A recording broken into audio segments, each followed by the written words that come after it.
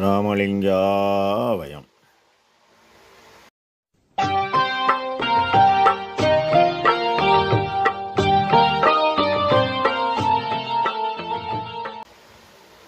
அருட்பெரும் ஜோதி அருட்பெரும் ஜோதி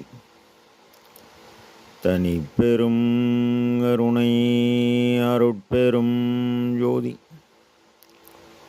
எல்லா உயிர்களும் இன்புற்று வாழ்க.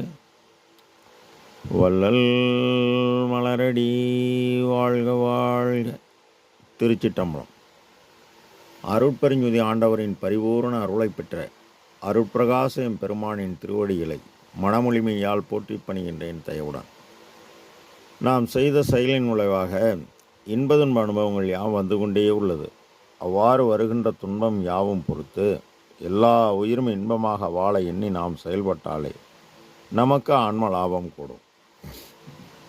நம் பெருமான் அருட்கொடை புகழ்ச்சி என்ற தலைப்பில் 17வது பாடலில் பெண்ணுக்கு இசைந்தே பல முகத்தில் பேய் போல சுழன்ற பேதை மனத்தை எண்ணுக்கு இசைந்து துயர் கடல் ஆளாது இருந்தேன் தன்னை எடுத்தருளி விண்ணுக்கு இசைந்த கதிர்போல் என் விவேகத்து இசைந்து மேலும் எந்தன் கண்ணுக்கு இசைந்தோய் நின்றன் கைமாறு நின்றனுக்கு கைமாறு ஏது கொடுப்பேனே என இப்பாடலை பதிவு செய்கின்றார்கள். பெண்ணுக்கு இசைந்து, பெண் என்பது மனம். இந்த மனம் உலகியலில் மூவாசை கொண்டு வெறுப்பு காரணமாக எனது போய் நானாக்கி அகங்கார பேய் பிடித்து ஆடுகிறது. பல முகத்தில் பேய் போல சுழன்ற பேதை முட்டாள் மனத்தை எண்ணுக்கு இசைந்து 8 2 7 முதற் படியென அட்டனின்று அருளிய அருட்பெருஞ்சுதி எனவும் இறைவன் பேரொளி சிகரம் அகரமாகிய ஆன்மா சிற்றொளி. இந்த 2 மட்டும்தான் அறிவு பொருள். மற்ற யாவும் உலகில் ஜடப்பொருள். இறைவி பேராற்றல் வகரம் இந்த உடலாலயத்தில் பிண்டமாகிய அண்டத்தில் உகரமாகிய சிறிய ஆற்றல் செயல்படுகிறது. சிறிய ஆற்றலாகிய சிறிய தயவு கொண்டு இறைவனின் பெரிய தயவை பெற வேண்டும். இசைவித்து பாலுடன் டீத்தூளை கலந்தால் மறுபடி பிரிக்க முடியாது. அதுபோல துயர கடலில் ஆளாது இருந்தேன் தன்னை எடுத்தருளி. துயரம் என்பது நீங்கள் இதுவரை ஒரு கடவுளியல் தனித்தனியாக யாரும் காட்டவில்லை.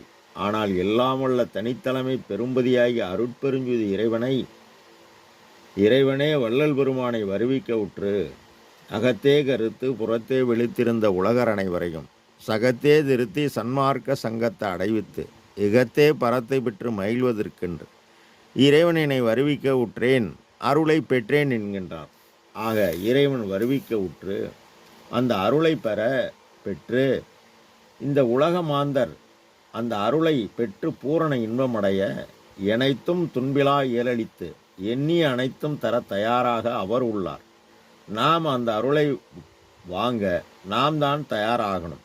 விண்ணுக்கு இசைந்த கதிர்போல், அதாவது வானில் சூரியன் உதயமாகி பேரொளியை வழங்குகிறது. அந்த சூரியனுக்கு ஒளி வழங்கும் அருட்பெருஞ்சோதியின் பேரொளியை கூறத்தான் எழுமோ என் விவேகத்தில் இசைந்து புத்தி கூர்மை உலகறிவு கடந்து அருளறிவு.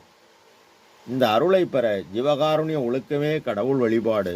கடவுள் காட்டிய பாதை, கடவுளை அடையும் பாதை எனக்கு நமக்கு வழிகாட்டி அந்த அருளை பெற நம் பெருமான் சத்திய தர்மசாலை நிறுவி கோடான கோடி ஏழைகள் பசியை நீக்கி சத்திய தர்மசாலை வழியாக சத்திய ஞான சபை அடைந்து சத்திய ஞான சபையில் தன்னுள் கண்டு